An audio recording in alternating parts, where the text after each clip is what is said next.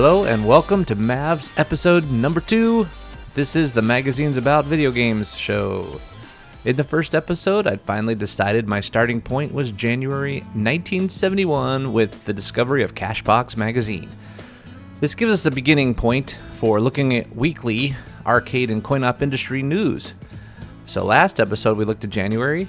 Now let's jump right into February 1971, shall we? February 6th. The editorial talks about the competition heating up between games and jukeboxes. There's a little bit of fear and trepidation for jukebox owners every time some hot new game comes out, worried that their profits are going to go down the drain. Games can make more money more quickly, but the jukeboxes tend to play the long and steady income game. The British trade show fancies Allied's Sonic Fighter. Looks like it's kind of the best of show at the ATE show in London.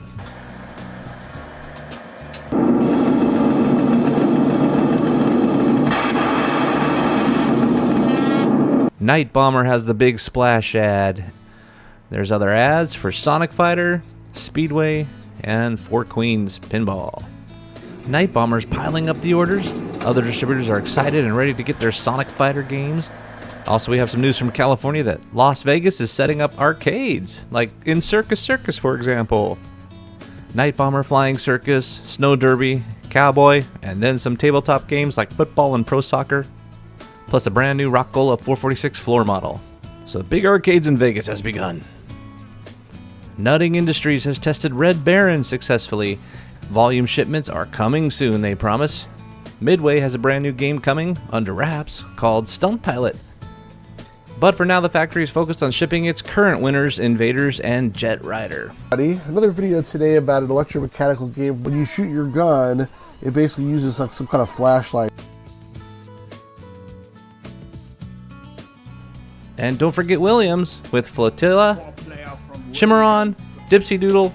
These are very in-demand items, especially Dipsy Doodle, one of the hottest 4-player pinballs produced by Williams.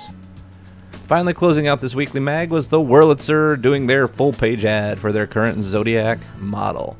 No, not the female model, the jukebox model.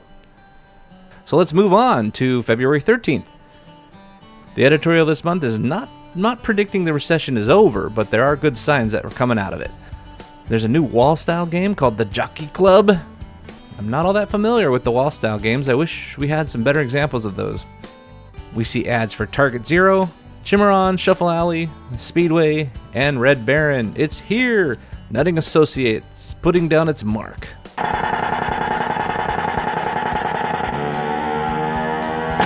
Bally's Target Zero is taking in some excellent coin drop. Allied Leisure's Sonic Fighter now a 7-day-a-week production run. They are trying to fill all the orders and be ready for more. And don't forget pinballs. Gottlieb's 2001 is selling as fast as it's being made. But again, nothing new this week, just updates on the production runs. So onward, February 20th. Alright, just a brief note in the music industry. Engelbert Humperdinck. This has to be where they got the name for the Princess Bride character, right? Alright, this week's editorial was about people not being proud they're in the jukebox and coin industry. The ask of the editorial is to be proud of it. What you do is legitimate and entertaining. Own it. It's a great business. Stunt Pilot pre-productions, shipping, and they're going into full production. Target Zero, still the center of excitement at Bally, a really strong seller. Williams is working on a new Solids and Stripes pinball right now. We'll get a glimpse of that soon. February 27. This week's editorial is that being selective is good, but being too selective risks the health of the industry.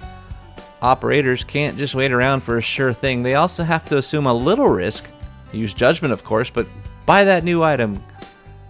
Hey, here we go. Finally, a new pinball, Solids and Stripes by Williams, is out. Teased last month, but here's the first glimpse.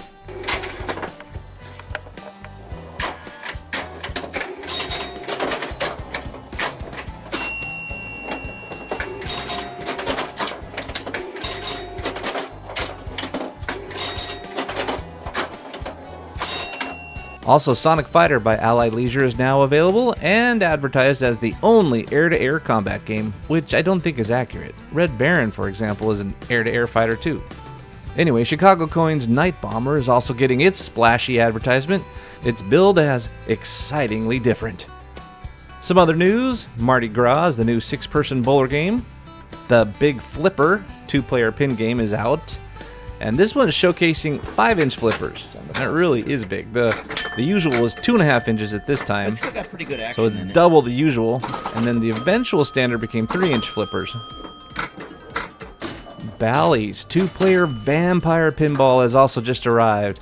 I like the comment that the weird back glass makes them think of Halloween in February. Nice.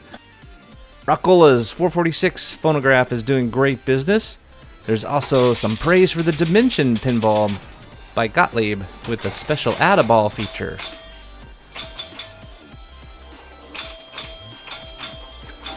So we've caught up a bit, and the prototypes that were hits are now in production. So next time we're ready to just march along. See you then.